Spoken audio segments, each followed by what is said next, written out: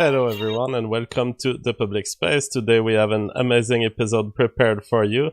He has been requested as a guest many times by many members of our audience. Piero Giorgio is with us. He is the ultimate survivalist author, but he talks more than survivalism. He doesn't just talk about how to survive in the forest or how to survive in a village. He is mostly interested in the fall of society and how current societies are headed toward potentially civil war, and how to survive in various contexts depending on the means, depending on the location, depending on the social environment.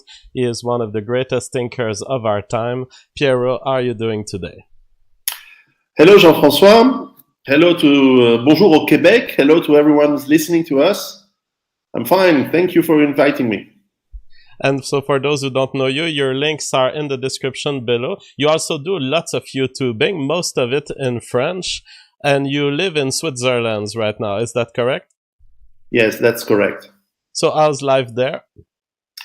Well, Switzerland is still a quiet and safe country. However, it is going the way that most other European countries, at least Western European countries, are, which is towards inclusion in the globalized politics, not just the economy, but the globalized, let's say, new world order, if you wish, to make it simple. And therefore it's applying more and more the laws of Europe and the empire, and therefore our direct democracy, which has saved until now, is we are at the brink of not being able anymore to use democracy to keep us away from the laws that we don't like, and more when we disagree with laws and we reject laws that are imposed by the corrupt politician class, they actually don't listen to the people. So we had the first time 2 years ago some laws that are not accepted. So we are seeing the same pattern of colonization, of moral destruction in Sweden as everywhere else, with perhaps 20 years, we're 20 years behind that process, but we're catching up. So it's a fantastic country, but we are at a very important time now where we are catching up with everyone else, which is really bad. It's pretty impressive to go into Switzerland. The villages there still look like villages of a European country. It is kind of a pocket of the world that is, as you describe, it is late on the globalization, and therefore it is somehow protected. Do you think that cold has anything to do with it? Well, for us European people, cold is good. Yeah, and me too. Being in the mountains, Switzerland was a very poor country for forever. We are mountain people. I'm originally Italian, but now I'm Swiss. But I'm from North Italy, so I'm just across the mountain. And in mountain people control the mountain passes, and they don't like foreigners, and they don't like people going across. So look at everywhere you have mountain people in the world, even Afghanistan, but look at Yugoslavia or Corsica and some parts of Italy and Greece and Spain. You have pretty tough people.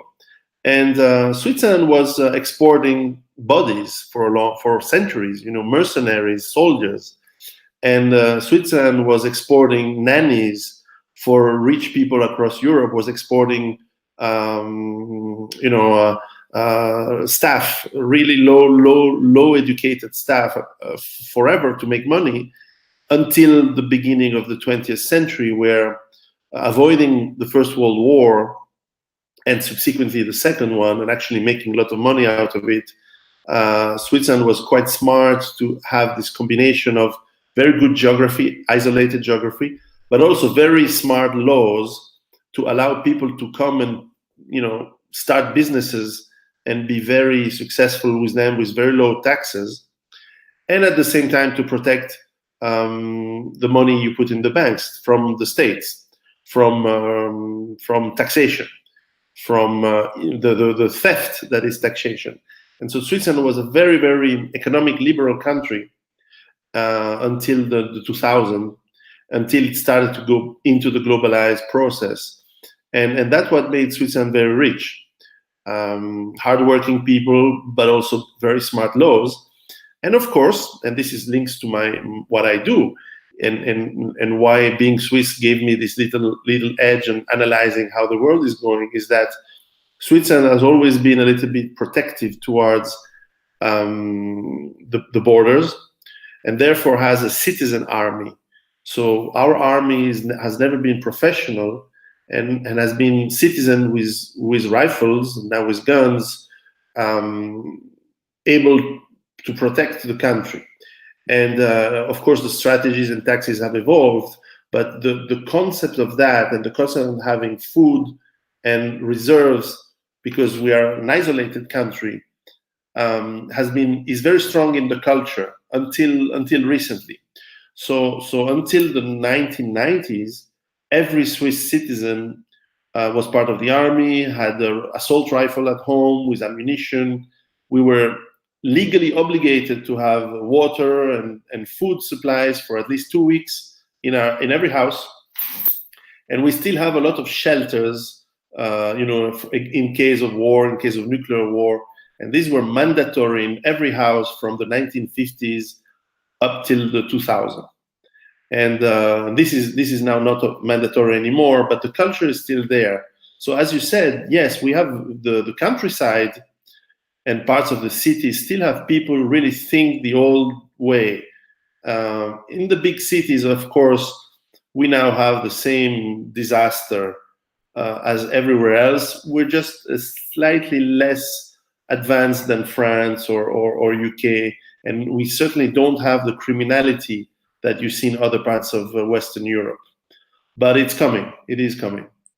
So you've been building a sort of shelter of survival, and you talk often on your YouTube channel on what you've prepared for the shelter in terms of self-sufficiency, in terms of weaponry.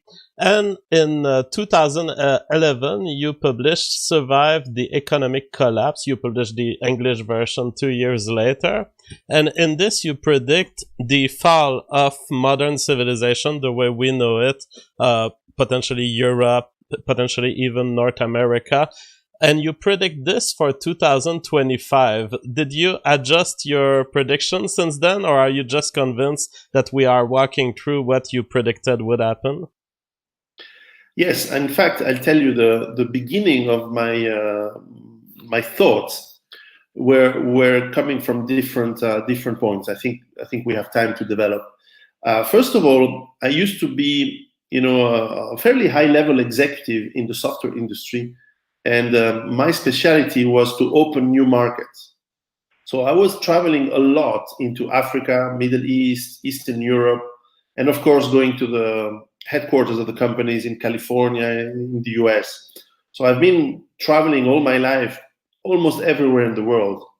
And so I've been seeing the differences and the reality, because, I've been educated like everyone else, to think that everyone is nice, everyone is the same, and that eventually the goal of every human being in the world is to become a fat American. And peaceful and feminist and all that. When you travel across the world, you find hate, war, ethnic conflicts, very fragile societies. You find extremely hateful philosophies, religions, and the world is tough. And so that gave me some background that is not naive. At the same time, I remember in 2003, on the building up of the Iraq War, the big one, where Colin Powell was showing us the proof of weapons of mass destruction of Saddam. Well, I thought, okay, this is obviously a lie. So the leading economic and military power and cultural power in the world is obviously lying to us. What does it mean? And I went to look into history. I figured out that most of history are based on lies. And at the time, I had my own business, which I was selling. And while selling it to a New York-based company, I figured out that we were really being, all of us, the whole world, we were being screwed by the high-level finance and the big federal banks, the Fed in the US or the central banks across the world. And I learned, I was in that sense very late to discover that in the 2005, 2006, that the whole world is based on an economic scam. And by coincidence, I sold a lot of software to oil companies in Saudi. I work with Saudi Aramco, with Kuwait Petroleum, with Total, across Africa, and so on. And I met a lot of geologists who were telling me, around 2020, cheap oil is gone. And so I started to put all these things together. And obviously, when you start to think about how many people, how many billions of people there are in the world who all aim to be fat Americans, and I'm saying I'm saying this as a joke, in the sense that we in the West consume way too much energy and resources and so on, but the rest of the world wants to do the same, with only one difference, is that they don't have consciousness of saving the environment like we do. They just are going to destroy everything. Like, look at China, look at the cities in Africa. I was fairly recently, I was in Nairobi, Kenya, and it's an incredible ecological disaster, and this is spreading.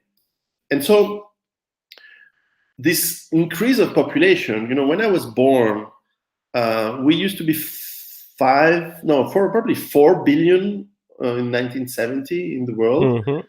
We have doubled in 45 years. So this is unmanageable, and it will lead to an increased number of resources to be finished. And the oil is the most important one. It's not the only one to be important, but it's the most important one. Without oil, 99.5% of the shipping stops. Now, as I explained in my books, we're not at the end of oil. There's still going to be a lot of oil available, but the energy requirements to go and seek that remaining oil will make it very difficult, very expensive, and it will make the economy slow down. If you add to this the ecological destruction, forget about global climate change, but think about pollution and animals and ecosystem being destroyed. Without fish in the sea, no sushi anymore for the rich people, and no food anymore for all of the people who live next to the sea, which is 80% of the people of the world.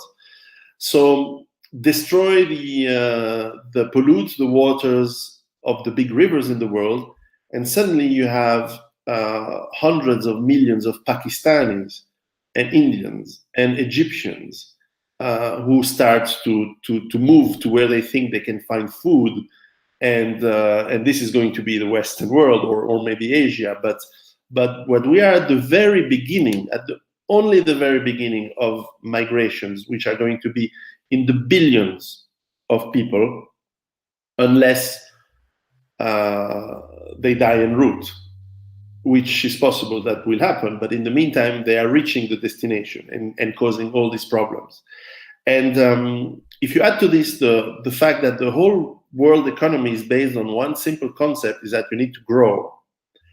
How can you grow when the energy and the raw materials needed for that growth are going to be less and less available and more expensive?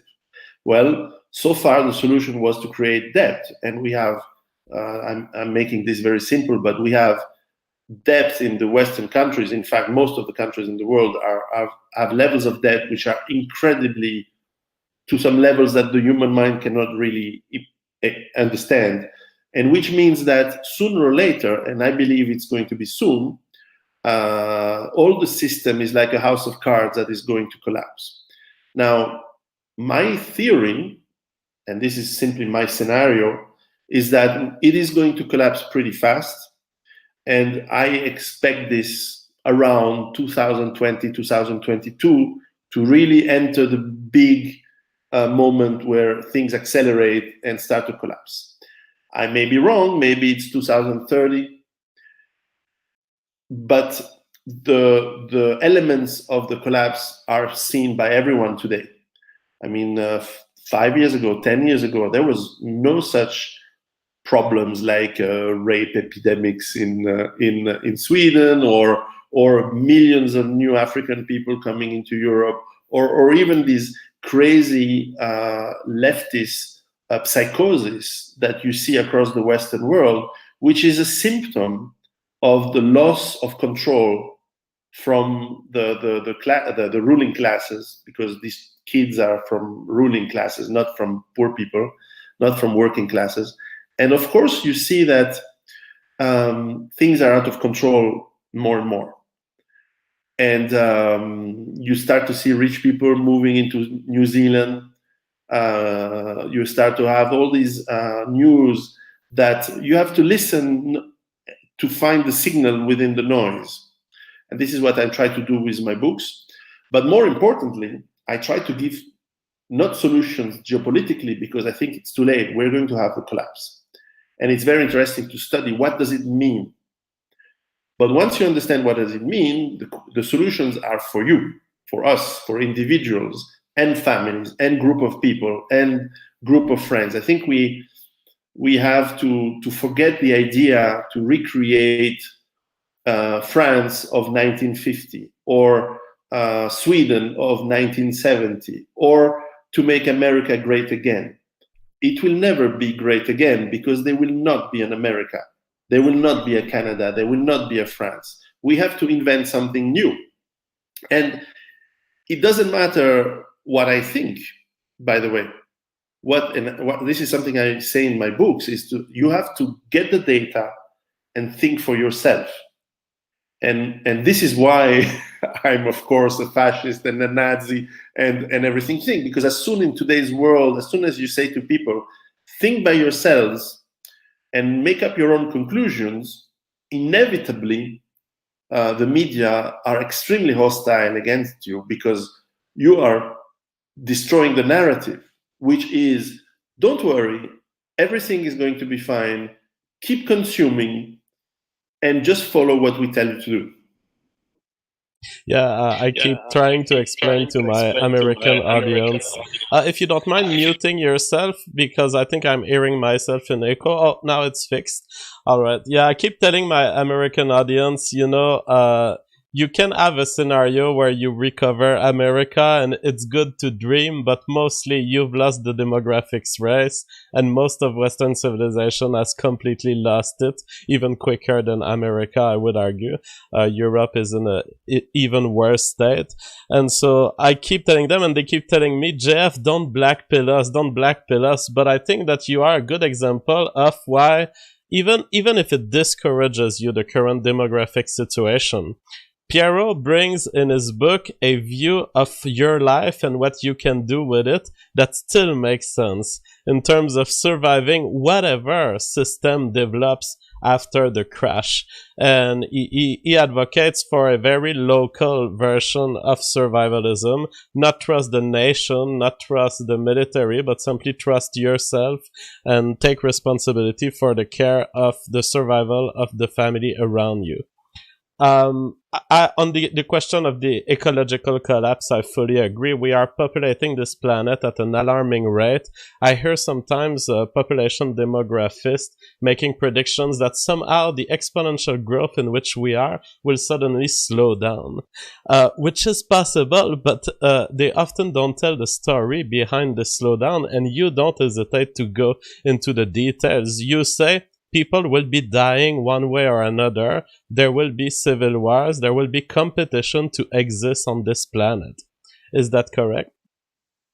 Yes. Well, if you want to look at it on the analytical side, everything is an equation. And when variables change, some other variables need to adjust, and population isn't a variable that will adjust. So demographics can be very, very important. In fact, they are probably the most important thing in the social world. When you think at the end of the Roman Empire, Rome was probably around 1.5 million, some people say 2 million people across the 3rd or 4th century. And most of the people at that time were not Romans anymore. They were Middle Easterners. So sure, the Middle Eastern from that time were probably like Egyptians today or Syrians. They were not like Arabs. They were mostly Middle Easterners. But when the Goths came down and rebelled and sacked Rome, only a century later, that population was down to 15,000 people, or 30,000 people, depending on who you account. So very quickly, demographics can reverse and change extremely fast. After all, think of how the Germans. I'm not saying this is something we need to do, but think of how the Germans managed today's Namibia 100 years ago. They had the problem with the native population who started to kill and rape, German settlers. I'm not judging. I'm not saying this was right or wrong or anything. But the local German police force just pushed that tribe in the desert. 100,000 people. In 2 weeks, they were all dead. And Namibia never had any troubles with the natives. That's probably something the Israelis learned from Germans. but seriously, it can change very fast. The question is, neither you or I have the knowledge of the timing of the collapse, of the intensity of the collapse, and what the people in charge who have resources to create a lot of harm are doing. After all, we can imagine that there are some biological weapons that can be released at the last minute because people in power don't want to lose that power, and they'd rather see massive destructions. We have no idea of the scenarios that can be played out. And this is why I say to people, don't get into the crazy survivalist bunker approach where you want to be alone in the cabin in the woods and shoot at everyone that moves. And at the same time, you don't want to be in the pipe dream of saying, look, we want to take power and we are going to change things, and suddenly when we'll be in power, everything will be fine. Because we don't have the time to build, I believe, strong political movements, which doesn't mean that you cannot do, obviously, individually politics, that you cannot do influence. But more importantly is that if you work to achieve, and this is my approach of survivalism, if you try to achieve as much autonomy as possible, so you gain freedom. And autonomy means, and this is what my books talk, really, most of the books talk about that, how you achieve autonomy, which I decline this in 7 main topics that you need to work on, which are how do you get autonomous for water, for food, energy, health, knowledge and competence, defense, and the social network across that is around you. All these elements add up to each other and become a whole, which I call in my books the sustainable autonomous base, which means that eventually you need to settle somewhere with your family, with your friends, and integrate yourself with the local communities. And this is better done in the countryside than in the city, but you can also do it in the city. But it's going to be harder. And with that autonomy, obviously, it's not something that you can say, okay, check, It's not binary. No, I'm not autonomous, and yes, I'm fully autonomous. It's a trend. You need to work towards tending to be autonomous in every one of these aspects, because there's no such, you cannot be a one-man army. You have to work with your family, with your friends, and share and share ideas, and you can build a community, and you can integrate communities that already exist. And this does not preclude that eventually you do politics and you influence. In fact, it's very important that today we stand up and we say, no, we do not accept anymore such and such things that are happening in the world. But if you're not autonomous, you're very vulnerable. You can be doxxed, you can lose your job, you can have all sorts of problems in your life. However, if you have some autonomy, then you have the freedom to say, no, this thing stops here, because you have food at home, you have maybe a garden, maybe you own your own house, maybe you are with a group of friends across you, so people cannot come and beat you up, because you will have your brothers and cousins and neighbors that will back your back, look after your back. Yeah, and so we have to use our capacities and technologies and wealth in Europe to build this now while we can. And look, I hope for the people who hear this the first time, maybe you don't have to stress that, okay, in 2 years' time, that's it. No, because collapse is not something, you don't go into Mad Max world in 24 hours. And maybe you don't even go into a Mad Max world. Maybe you just regress to the world of the 17th century for most people. And at the same time, you will still have high technology, but it will be just more chaotic. 17th century is not so bad, but we were 700 million in the world. So the transition to some different world, which is very difficult to imagine today, is based on many scenarios. But for sure, whatever happens in the future, you will still need to drink clean water. You will still need to grow your food and eat. You will still need to have the basic health and be in the best health that you can have. You will still have to defend yourself, etc., and heat yourself in the especially in the cold climates, in the winter. And so these elements are, I think, the base. This is why I called it sustainable autonomous base, upon which you build resilience, autonomy, and once again, the goal for me is freedom. And I'm more of a libertarian kind of approach, where I don't believe anymore in democracy and certainly not in the state to solve any problem. They cannot solve anything. But if you like freedom, then you have to move and build the means for your own freedom. And this is what I try to get people to act on in my books. So my books are not philosophy, are not high level blah blah. They are about pushing people to really work and do the job for themselves. And think about it. For people who say, no, it's important to do politics. Once you have a lot of people who are autonomous, then you are much more powerful politically.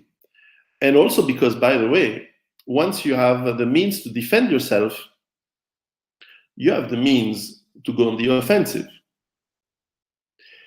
But if you go to the offensive butt naked, there's nothing you can do. You will be crushed. This is what I like about your approach. It really focuses on human capital, and it reminds to perhaps a generation that never knew that, but the fact that the family is important and that politics doesn't really make sense until your private life and family are established, until you have a private property to defend.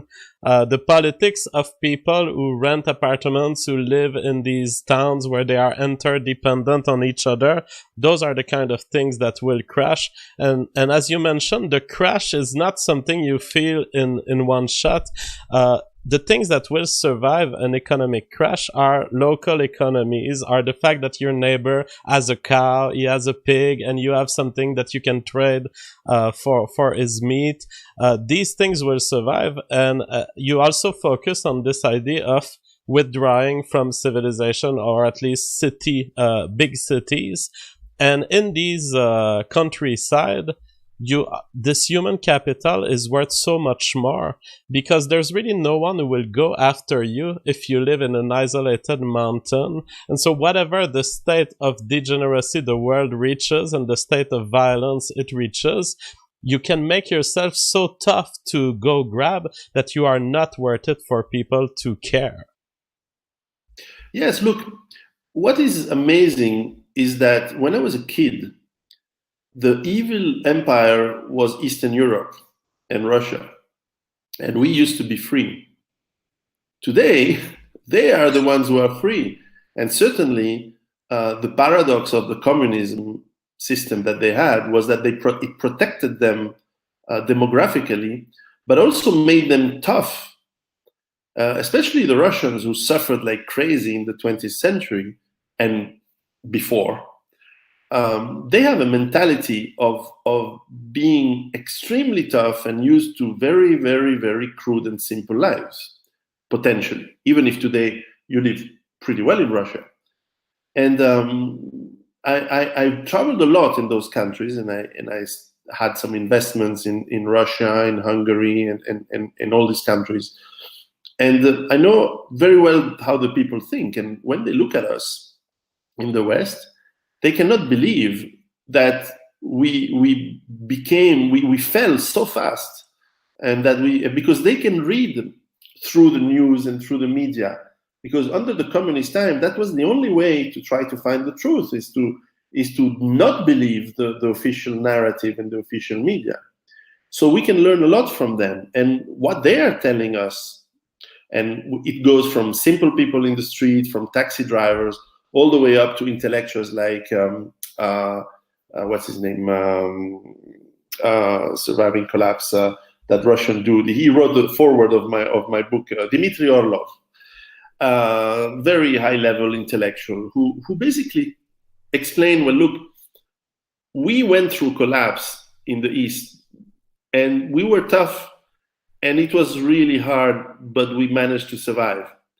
And it was horrible process, because we had to watch our daughters being prostituted. We had to watch, food not being available, even less than in the times of the Soviet system.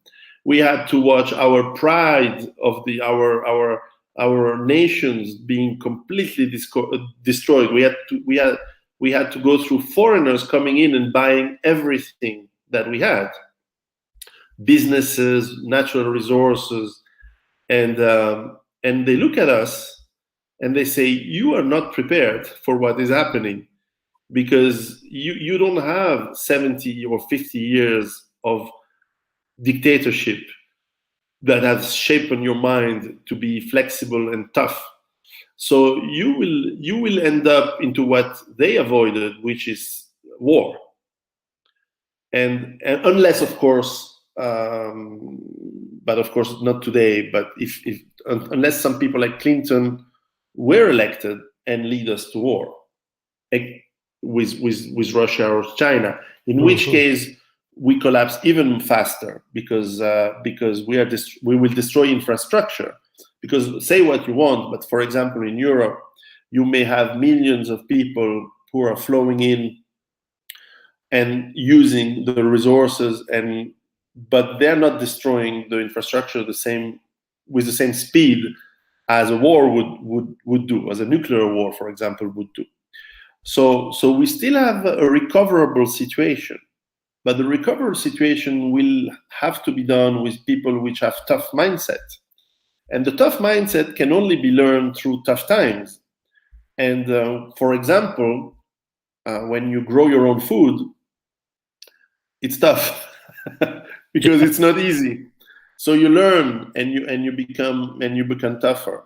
And some other people will become tough through the exposition, for exposing themselves to the chances and the strength that multiculturalism and immigration is bringing to our countries. But eventually, you will still have to do the hard work. So anything that helps us individually to be the building blocks of the next world is I think welcome, and we need to start immediately. We need to start today. Absolutely. People are very enthusiastic on the chat. They say, amazing episode, JF. We really like this guy. Harold the Hammer asks, how does he respond to the argument that this is a defeatist/quitter mindset? On the opposite, I think that, you don't want to... Okay, let me take an example. In World War II, Japan, it was considered brave to charge the enemy with your rifle and bayonet. And it was expected that your courage would defeat bullets. Well, it doesn't work. So, in fact, the French in 1914 did the same thing against the Germans. They just charged with bayonets, and it did not work. So, at some point, you have to say, okay, what are the alternatives? And if you think of the alternatives, you can think, okay, I'm going to do politics. So how long does it take to build the party without suffering in your personal life? And how many of us are ready to suffer in our personal lives? The doxing, the mud throwing, the lies that are going to be said about you all the time, constantly. And do we have the time? Now, as I said, you can do politics, but you need to be strong. And it means that if you only do politics, you have the risk to be very weak. You absolutely need, I believe, to build your bases. You do not charge the enemy with bayonets. You build a different strategy. You build networks. You build guerrilla cells. You build, the logistics that will enable you to prevail when things go bad. And things are getting bad. So, people will follow you if you feed them and protect them. This is like after the Roman Empire fell, the dukes and the counts and the kings, they didn't happen by chance. It was soldiers. There were military leaders from either Roman or the barbarian tribes that came and just said, well, look, I'm going to protect you and I'm going to feed you, but now you must follow me. You must do as I say. And people are usually happy to follow when they are protected and they are fed, which is which is why people follow the states today, because they are receiving welfare and money and entertainment, but this is going to go. So we are in the I think that, and I've been criticized a lot for talking with politics and politicians because I was weak, and I actually did try to help some of the people. But the pressure is so strong because they attack. They cannot attack me because I'm untouchable, but they attack your family. They attack your friends. They attack. They try to. We know how it is, And I'm not even. And I'm called everything from Nazi to whatever. And I'm actually quite moderate. And actually, in fact, I'm really quite moderate. It's just that I say the things that will happen. For example, I say that when things are going to be tough, the people, especially in Europe, will revert to their roots, which is to be an extremely violent people. Europeans are very nice. We like philosophy. We like debate. We like, as Stefan Molyneux would say, we like reason and evidence until we don't. And then, the Spanish had Muslim invasion for 400 years, 500 years in their land. They only stopped in Peru when they got back to be angry and conquered back their land. So beware of the angry Saxon, as the Kipling would say. But just for saying that, the media will attack you by saying, "Oh, you want to kill everyone, you want to kill everything," and so on. And I'm not saying I don't, and I'm not saying I do, but it's clearly a typical misrepresentation of the discussion. And people who read my books, they know that I'm trying to keep it very to the choice of the individuals. I'm not saying to people, this is what you must do. I'm saying to people, if you do such things, you will increase your chances, in my opinion, to withstand the difficult times that are coming. So I think this is not fleeing. I understand the critic. And some people live in I don't want to say fantasy, but they live in this morality of, the knight who needs to fight and go and impale himself on the arrows of the enemy. At some point, if the strategy doesn't work, you need to change. In the Swiss infantry, we have a saying, you say the motto of the Swiss infantry is always cheat, always win. I really like this approach. Israeli army. Actually, I'm not kidding. Very interesting. Indeed, yeah, for young people today, it may be hard to believe, but the kind of peace that there is within Western civilization is just a bubble in history, a very rare moment of continued peace. And our people have been at war internally, white against white, for centuries, and also against other races and other cultures, obviously. What you mentioned earlier go ahead. We probably have been nicer to other races than we have been within ourselves. Yeah, absolutely. What you mentioned earlier on the fact that we've delegated essentially what modern economy is a delegation of every single thing that leads to your survival to an outside entity through the monetary market. And you describe this in Woman on the Verge of Societal Breakdown, Preserving Hard-Won Freedoms During the Age of Uncertainty. It is a very special book because it's a book that is aimed at women readers. Is that correct? Yes.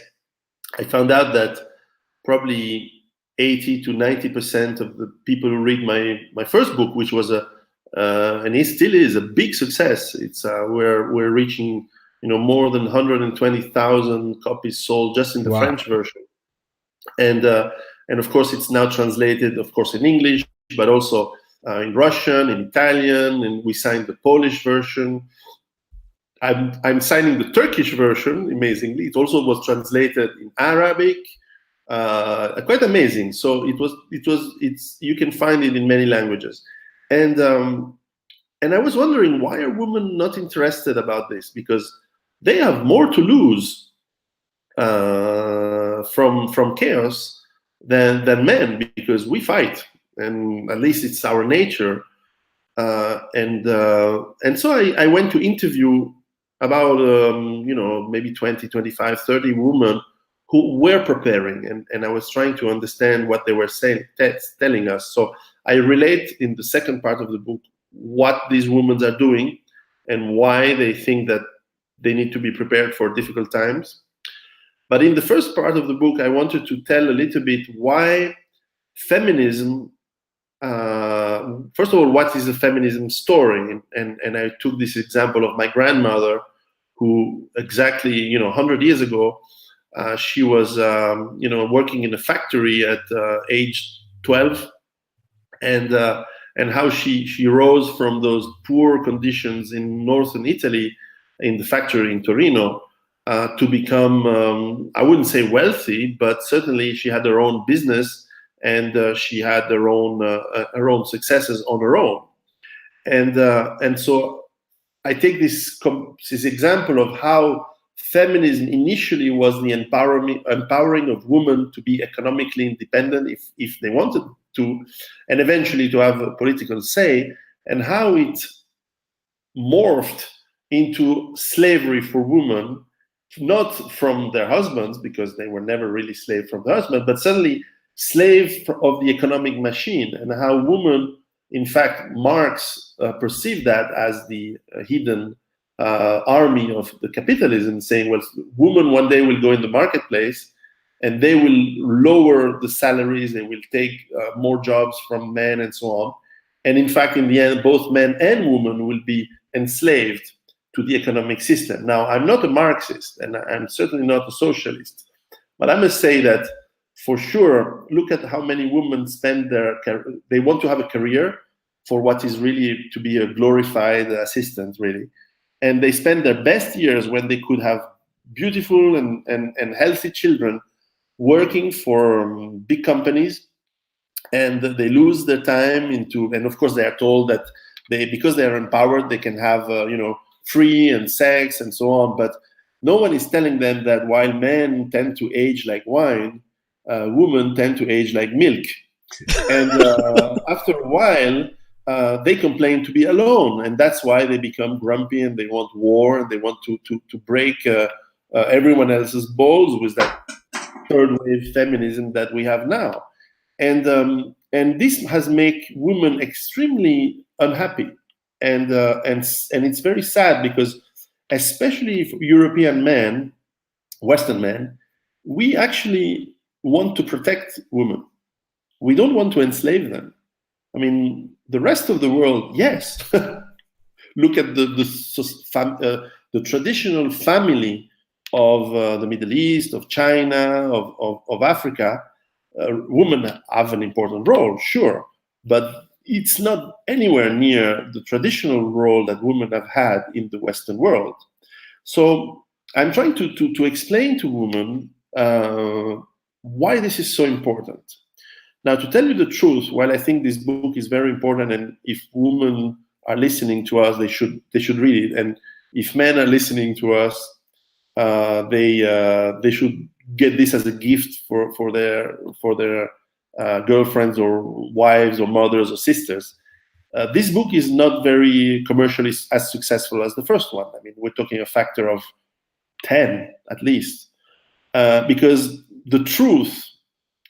Well, actually, let me say something controversial, but women don't like the truth. They want to hear that what the government tells them, what the state tells them, that they are powerful, they are just as good as men, they're as smart as men, if not more smart than men. And on average, as you know, if you look at IQ distribution and so on, it is not so. Absolutely. And you had a very good thought on this in one of your interviews.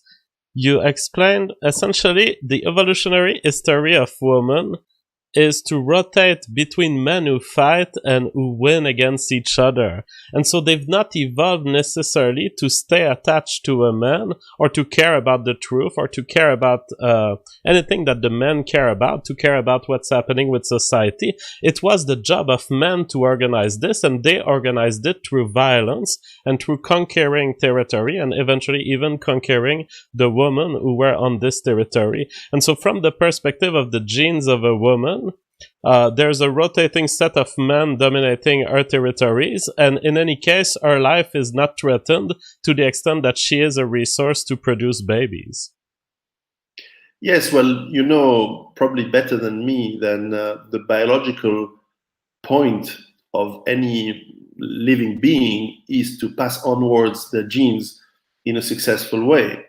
And obviously, some women can always find in the leading, whether it's a social status or if it's a violence, a hierarchy, they can seduce and find the next leader or more powerful person and seduce him, or at least convince him to make them live.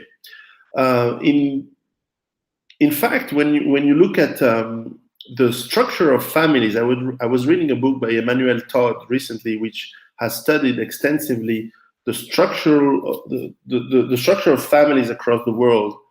We see that in fact the European family is actually not very evolved, and actually I think this is in a good way, in the sense that we are very similar to the structure, the family that used to be the family of Homo sapiens for hundreds of thousands of years, actually tens of thousands of years, in the sense that the nuclear family, where you usually have one man and one woman who mate for a long time, is something that has been preserved in the European family system. Whereas, for example, in the Middle East, where civilization has been going on for much longer than in Europe, we have to admit that, because we Europeans can admit that we have not been kings all the time.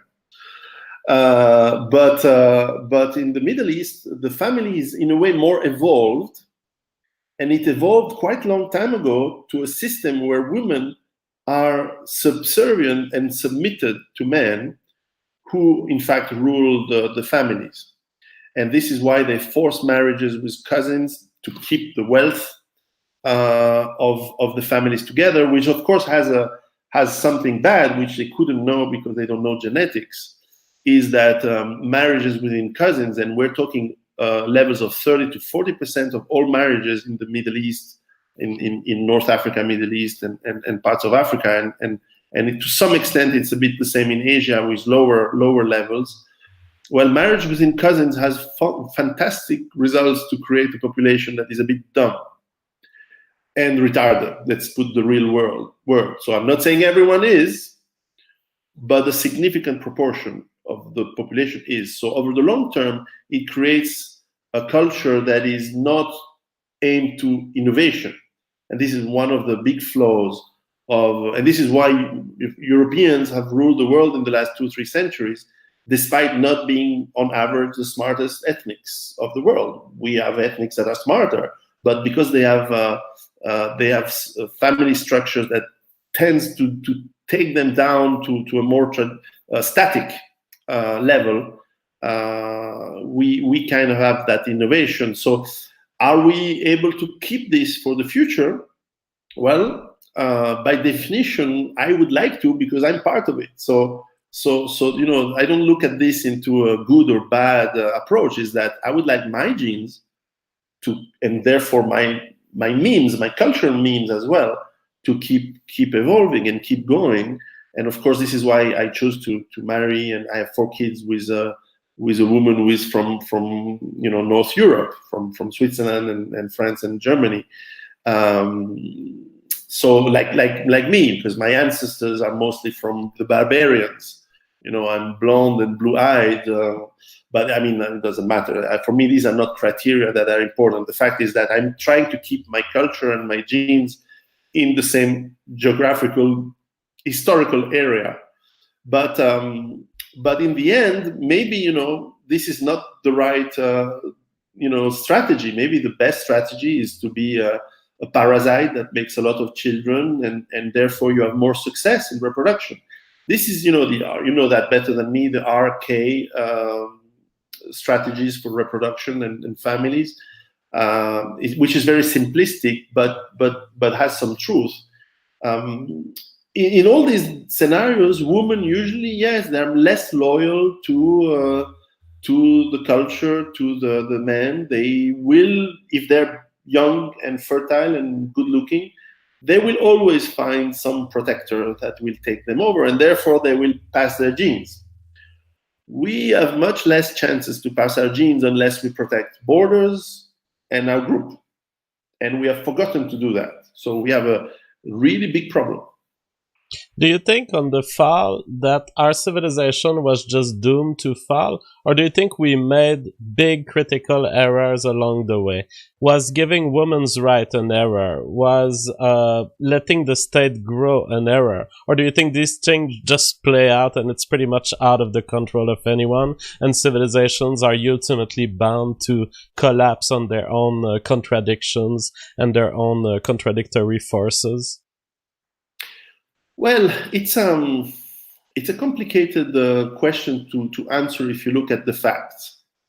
Because first of all, you have civilizations that are still around and have been around for 5,000 years.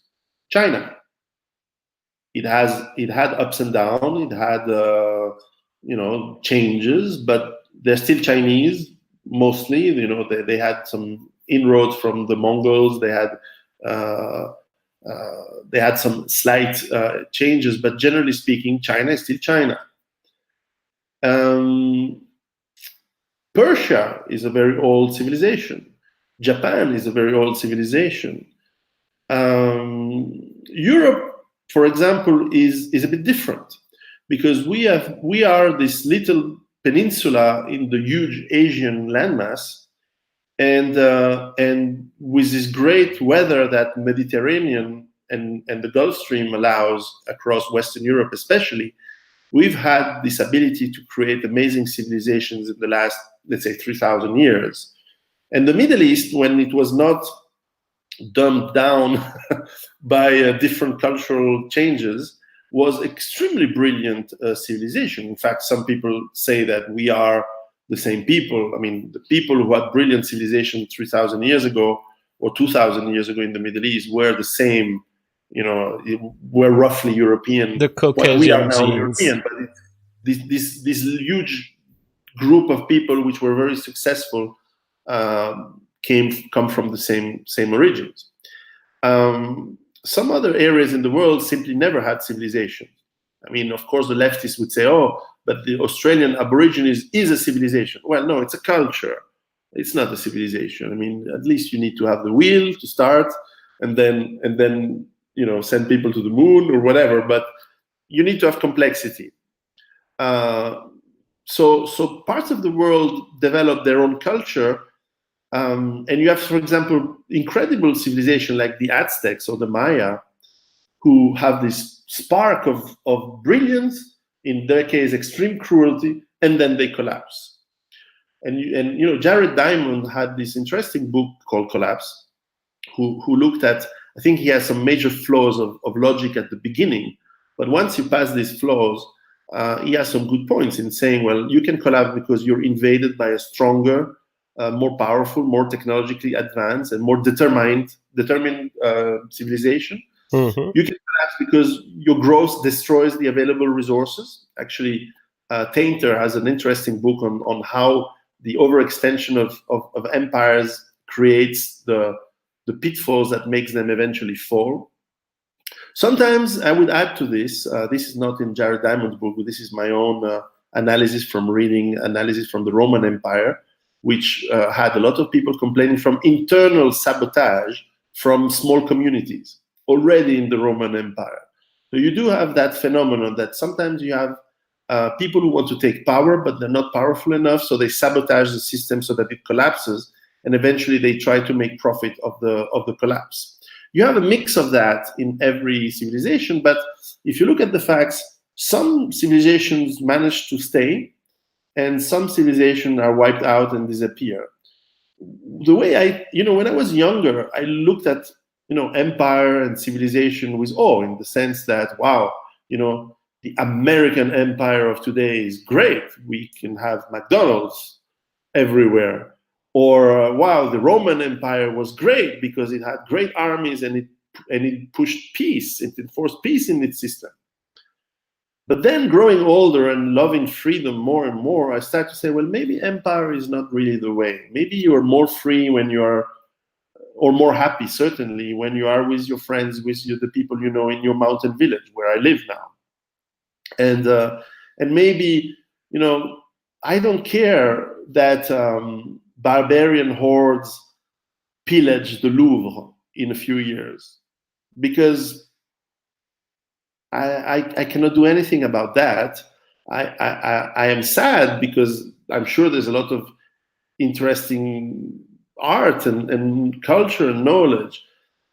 Just like I was very sad when in Iraq and Syria, places I visited were completely destroyed, and you could see the crazy guys destroying art that is 3,000 years old. Yeah, it is sad, but what can I do? I don't own a fleet of bombers.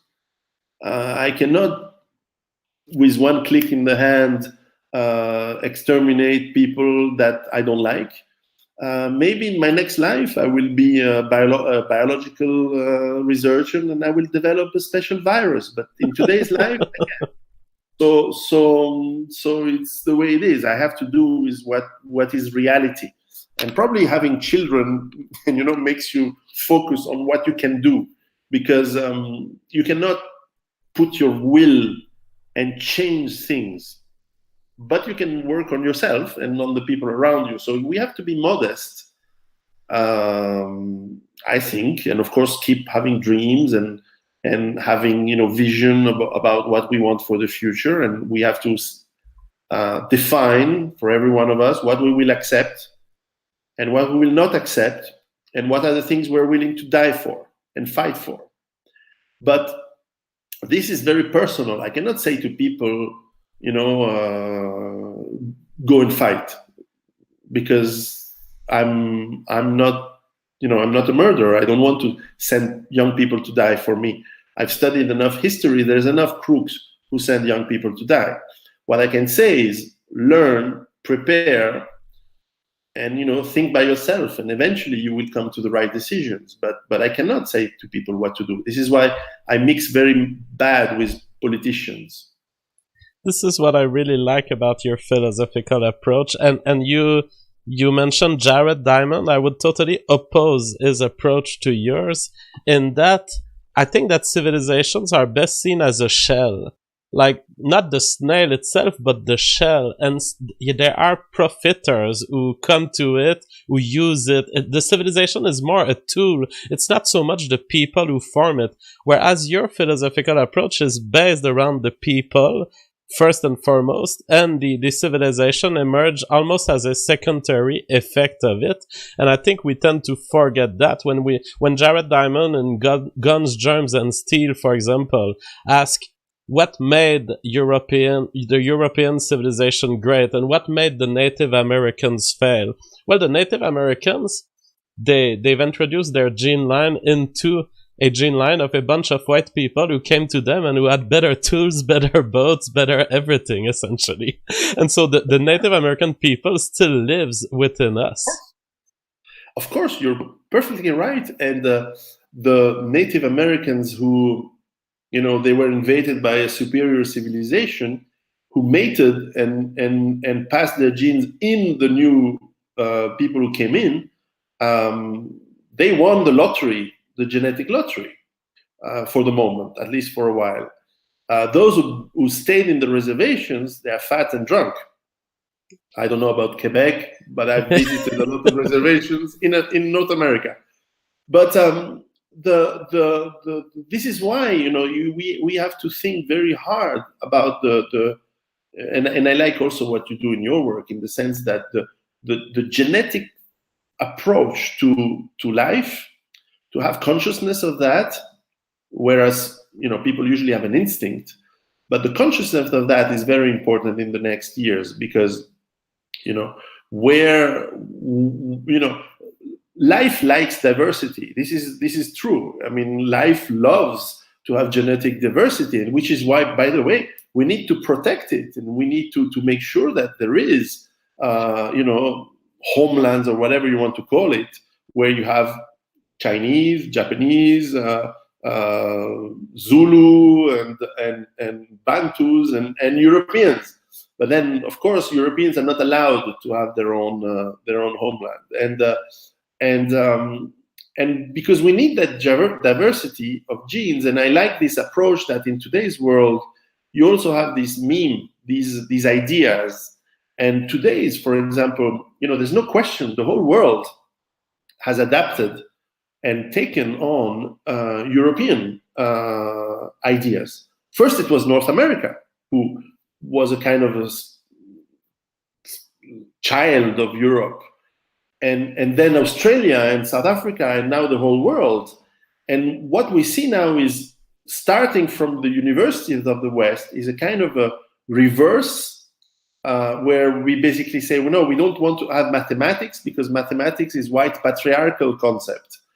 Well, have fun without mathematics to survive in the world, unless you have some money from the state.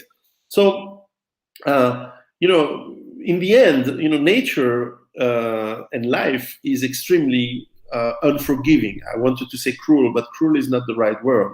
Is unforgiving with who is not adapted to survive changes. And it may be that we all are doing this in preparation, but in the end it doesn't matter, because we will have cybernetic organisms that will take over, and the next life form on Earth is going to be something else, and humans are living the last generations. I don't know. You have more theories on that, or at least more scenarios.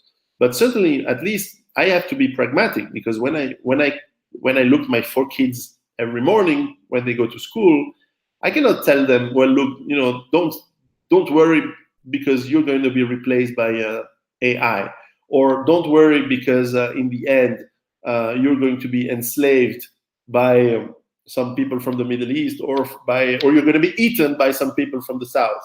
No, I have to sell to them, well, look, be tough. This is the moral compass that you need to have. Well, actually, I don't even tell them that. I actually get them to find it out on their own, so that it's more powerful for them. So I ask them questions. I ask them to think, and usually even they're still small. I think people get it. People understand very quickly. I see everywhere around me a change of mentality. I mean, you can start to see it in the political results, even if I don't think it's that meaningful, but you do see it. You have a change of mind. This is why there is censorship on people like us and on the internet. This is why they want to censor, because you don't censor people who are not important. You want to censor the people who are going to be competitors. You want to use your strengths against the other. And so we generally have to be smarter and prepared. And once again, if we are ready, you are more free, and therefore you are less. You can't be as easily harmed. Take an example. Let's say you're doxxed and you lose your job. Well, if you have your garden, you grow your food, and you have a little bit of water, and you have some financial autonomy because you are doing some little trade on the side, and you have some skills that you can monetize around. I don't know, some stuff in your neighborhood, and maybe you have some cash that you put on the side. Well, okay, you lost your job, so fucking what? And therefore, you can really speak your mind. And I start to see more and more companies who get it. Now they say, well, we've lost our best employees because of some stupid girl in HR. Fuck the girl in HR. And I do not mean fuck the girl in HR, but I do mean fuck the girl in HR. And get someone else in instead, and our business is not about checking people's private lives. We want to do good business, and customers care about companies who do good business, and so on and so on. So I feel that this craziness is a symptom of the collapse that is coming, that is already here in a way, but at the same time, it's a natural selection at work. Is that we are in a strange combination of genetics and culture. We are preparing the people who are going to be selected out of the gene pool from the people who are going to stay in the gene pool. And remember, to the person who asked that question, he who wins, he who is still alive. Because if you're dead, that's it. You're not playing anymore the game. So the idea of survival is not, I want to live forever. That is impossible. But I want to stay longer to pass on my genes and my ideas. So, for example, get married, have children, for sure. That's very important. And teach them the right things, and take time to teach them the ways of thinking, get them a subscription to Stéphane Molyneux, and get them all these thousands of videos on reason and doubt and finding evidence, the scientific method, and structure the brain the way we do in Europe, which is a very powerful way. And we have been hijacked in the last few years, but we can shake these parasites off, and we can be back again, powerful and also humane, because we are the most humane and nice civilization that has existed. I cannot think of anyone else who has been less cruel than European civilization. Absolutely, and this niceness comes out so intensely in your videos. I recommend everyone to go look at your YouTube channel. This willingness to be nice, to be human, it is very unique coming from a big guy like you who talks about survivalism, and I really enjoy it. Now, maybe as a last question before we look at the reactions of the crowd, on the post-collapse world, you say eventually people who are able to survive in the cold winters will survive in Europe. People who are able to survive in Africa will survive in Africa. And people who are able to survive in Asia will survive in Asia. Do you think that we will look back at Western civilization and that we will essentially think our empires have overextended? And we've had a drawback from the extension of the empire during the colonial past of the West that was so huge, so strong, and so directed against white people that we just couldn't handle it to the extent of maintaining our societies functional. Yes, I think the future generations will have a very harsh judgment on Western civilization. And not the way the leftists do, but they will say you were not hard enough. You have been weak, and why did you go and bring medicine and technology to people who never asked it, who never did anything with it? Stay on your lands and leave them alone. Now, I have worked in Africa, so I know that contrary to what a lot of people think, Africa is able to do a lot of great things, and Africans are able to do a lot of great things, and yet they are adapted to very hot climates of that. It's an evolution in those climates and those environments, and with exposure to good food, medicine, and Western technology, on one side they've had too much growth of population, but on the other hand, they've learned 10,000 years of technology in a century, and so it's actually quite a feat. So we have to say to Africans, well done. Sincerely, very sincerely, I think they've had some incredible success in adopting this technology in less than a century. Now, I wish them the best for the future, for example. So in the same way, I wish Chinese and Japanese the best in the future. But the kind of collapse that is coming is going to cut the kind of trade and transfer of people and ideas for a while. Maybe it will recover. I have no idea. After all, we've had communications way before we had oil, before we could use oil. But for a while, it will be chaotic. And I think that one of the things we have to be careful, so I'm going to have my leftist moment here, is that we have to learn that whatever happens and whatever we will have to do, because we will have to do a lot of things that we will find not very nice, that we keep in mind that we have to do it without hate. And that when we have to defend ourselves, and as we have to defend ourselves now, we have to do it without hate. It's just a question of survival, of logic, and reason in reality. And that we do not want to become hateful, and because hate consumes you. So that was my Buddhist second of the day. But certainly, I think that civilization, at some point, and to the point that you raised before, and indeed that Jared Diamond, I think I agree with you. It does some mistakes of analytics. If only to start saying that every human in the world is the same and has the same potential. Well, of course not. I have children. I know that my 4 children don't have the same potential. I know them. I see them every day. I see evolution and genetics in front of me every morning. So there are potentials that are different, and it's wonderful because I don't want to have the world full of German engineers. I don't want to have the world full of beautiful Swedish blondes. I want diversity, because diversity brings different ideas, and we can learn from each other. In history, Europe has learned a lot from China. In history, in fact, we have learned from the Americas that we didn't have. Potatoes and tobacco. Well, tobacco was not a good idea, but tomatoes, for example. I love tomatoes. Okay, so trade and exchanges is good, but on a low level, on a marginal level. Otherwise, we go into this mess that the last 2 centuries, in fact, have brought to us. So yes, it was hijacked, but there was big mistakes.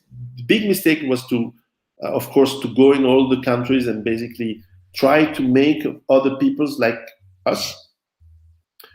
And I'm talking a general us, because I never did anything like that, and neither did my grandparents. They were peasants and workers in factories, so they never colonized anyone, and they never stole money from anyone in the world. They had to work every day, 20 hours, or 16 hours a day, 7 days a week. But so I don't buy we have to learn we have zero guilt to have. No guilt, no regret. Fuck anyone who tells otherwise. However, we need to learn, and we need to tell the truth, and look at history, and look at where events were facts, where there has been, mistakes, where there has been lies, where there has been exaggerations, because there was some money to be made out of historical facts that have been falsified. Look at colonization, for example.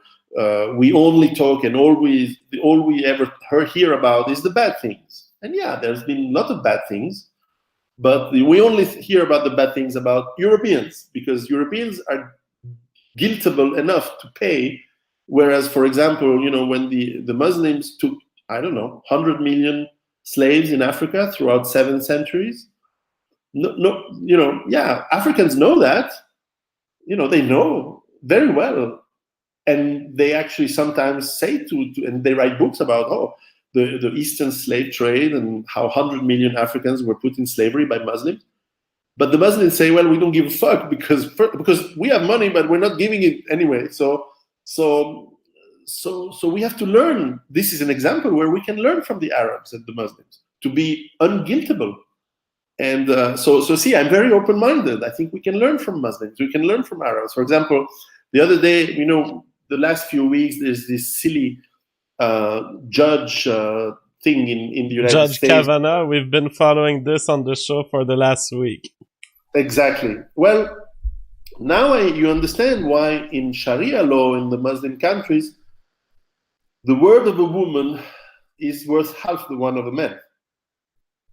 I'm not saying it's not my culture, but maybe they get something right after all in some points. So I don't know. So you see, my point is that we can learn, but we should limit the mixing and the colonization, because colonization is bad. It ends up very bad. Look at what happened to the French in Algeria.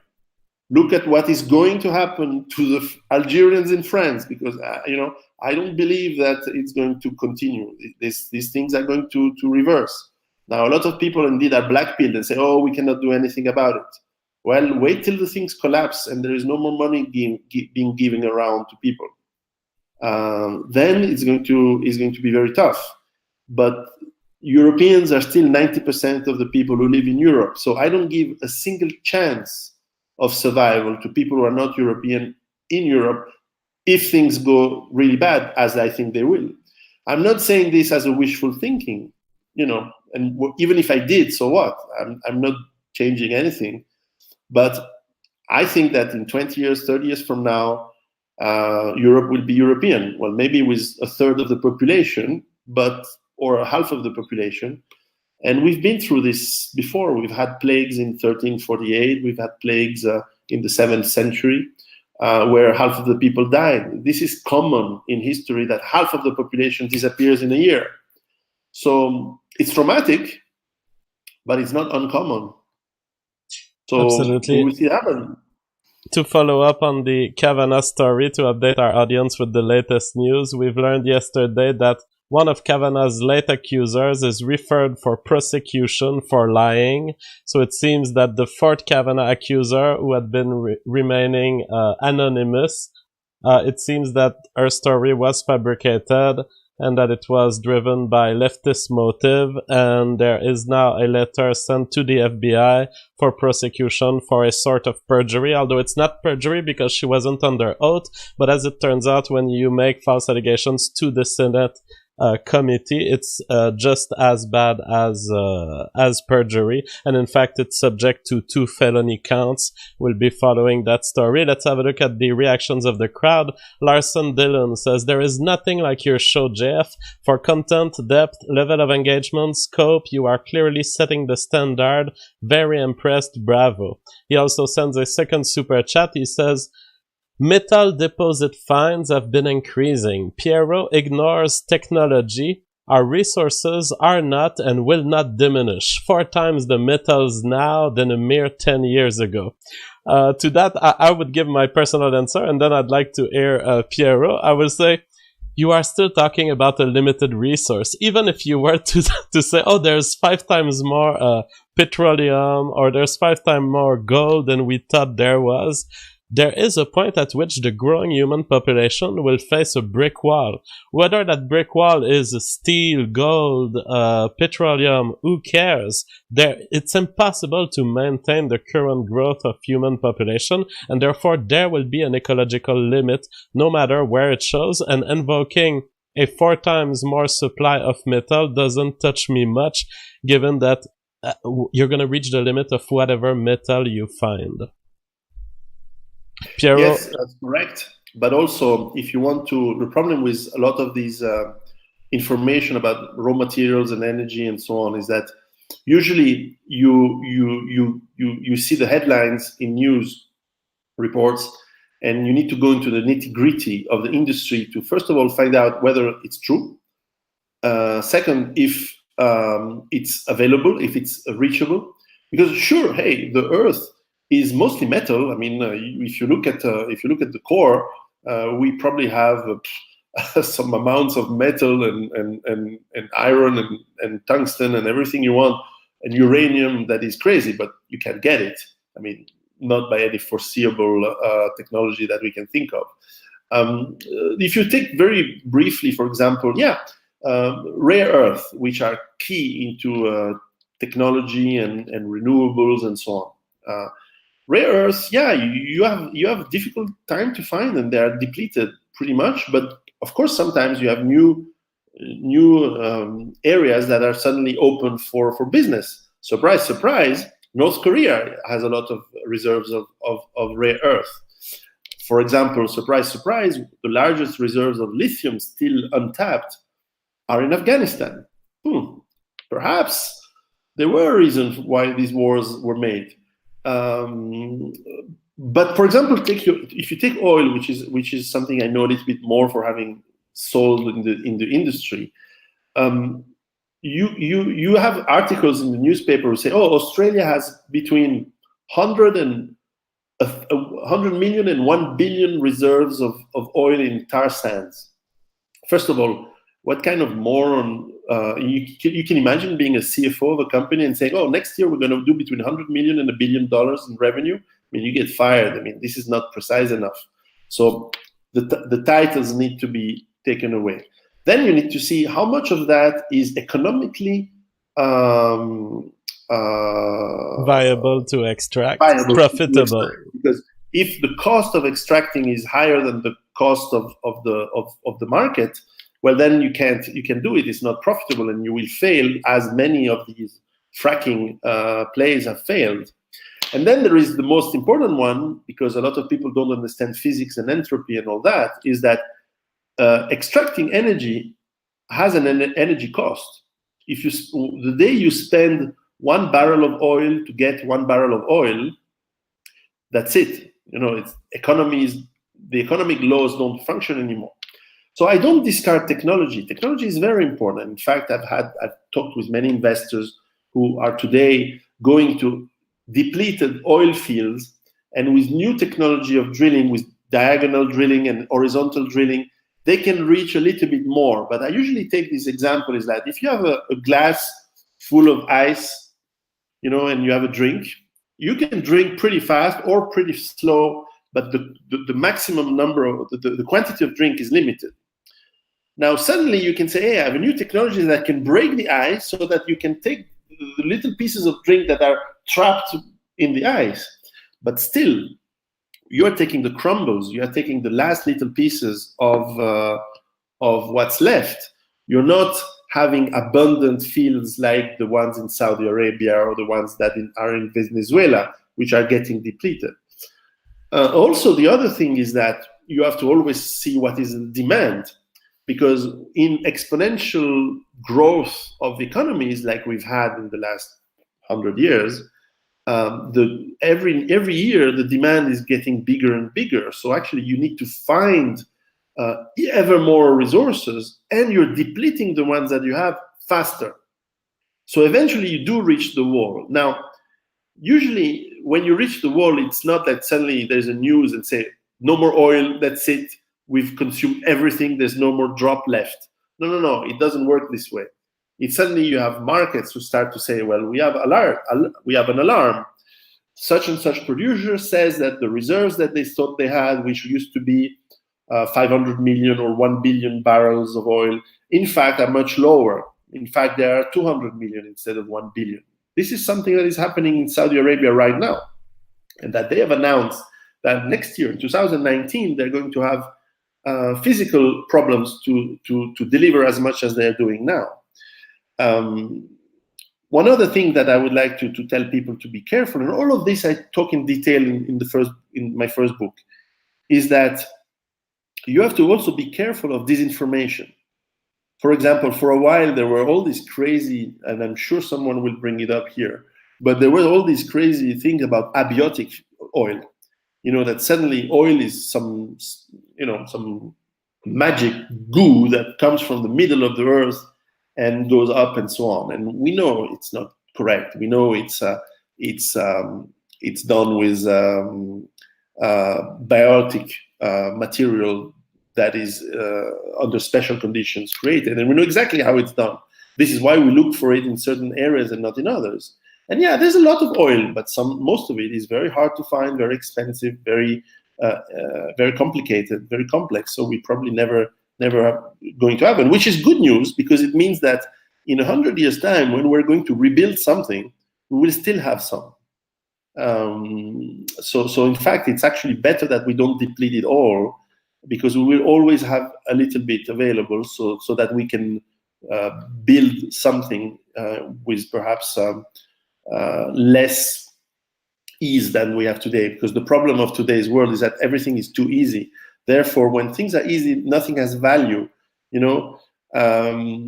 When everyone has porn on the internet, sex has no value. When you have promiscuity in relationships, therefore love has no value. When you have free money given from the state because they print it, money has no value soon. So you see what I mean. So I'm not saying that you're not correct. That comment, maybe I'm not a specialist of the metal industries, and you can find online quite a lot of info, and if you dig enough, you find a way. But Jean-François, you have a right point, is that eventually the world is finite. So some people would say, well, then we will go to the moons and to the asteroids, and yeah, sure, I would love that we do that, and then we'll be 20 billion people on Earth, of which we will be 1%. That's actually the super chat that just came in. Wasatchman says, the Earth may be limited, but the universe is infinite. The constraints are only a technological issue. Oh, I want to answer that one for sure. The constraints are not just technological. The physical universe is empty space. That's the most arch thing you can think of. You might think that the earth is rough, that the sun is rough, that the desert is rough, that Antarctica is rough. Let me talk to you about empty space. You won't ever conquer it, Wasatchman, and so don't build your dreams on the stars. We probably won't have enough energy to develop maintainable civilizations. Everything is extremely far from the earth, and this universe is expanding and becoming colder and colder. There's no hope for space civilization, as far as I'm concerned. Did you have a comment on this? Yeah, one important element is that we have to be careful that we don't use excuses not to act. Whether it's black pill and say, oh, there's nothing we can do, or we can say, well, let's wait for the miracle. Let's wait for the Deus ex machina to bring the Messiah will come and everything will be solved. Whether this Messiah is fracking, space, whatever. If things happen that are good, we'll take them. But this is usually an excuse. I'm not saying that it's the case with that gentleman who asked the question, but usually, pipe dreams are an excuse to procrastinate and do nothing. And it's the same when I write. Sometimes I'm writing this next book. I'm 3 years in, and sometimes I say, oh, maybe I will read this new book that will give me some extra thing and if I do that, I can read all the books in the world, but the one I'm writing is never going to finish. So it's part of the procrastination thing to look at dreams and hope. And there's a saying, in Russia in the 90s, they used to say, well, optimist people learn English, pessimist people learn Chinese, realist people buy an AK-47. Danman says, can mixed genetics still breed European phenotype? On that, I will say, well, it's a matter of delusion, and it's a matter of what you define as the European phenotype. Of course, someone can very well look white if they are mixed race, if they are mixed between a European and a Middle Eastern, and so it all depends on where you define the boundary of your phenotype. Fernando Covet says, raise the alarm, solar power won't save us. On that, I would say I largely agree as far as powering the current world. We consume way too much for solar power to be a realistic solution. But on the question of independence and in a simpler lifestyle, I believe you, Piero, you have equipped your house with solar power. Yes, because today I can buy it, and tomorrow I won't. So... yes, I have a fairly big output because I could afford it. So I set up. I will probably do a video before the end of the year on the new system that I set up because I set up the panels first, obviously, and then of course you need to convert the electricity into current that can be used in the house. And then the third step, which was very expensive, is to put batteries. And of course I did that last, so that I could use the latest technology and the lowest prices for the moment, because that's the problem, is that if you wait, things are cheaper, but then if you wait too much, you may miss the opportunity. So I produce about 30 kilowatt hour constantly during the day, in a good day. So it's 10 times what I need. And the idea is that I can, of course, once the batteries are full, they're full. And I'm still on the grid if I want. I can switch off the grid if the grid doesn't work. But I can input in the grid my extra production. So the local village, the local town could potentially, in part, only in a small part, be supplied by my stuff, and my neighbors could, if I put a wire from my house to their house, it's not too far, they could have my electricity. So. It's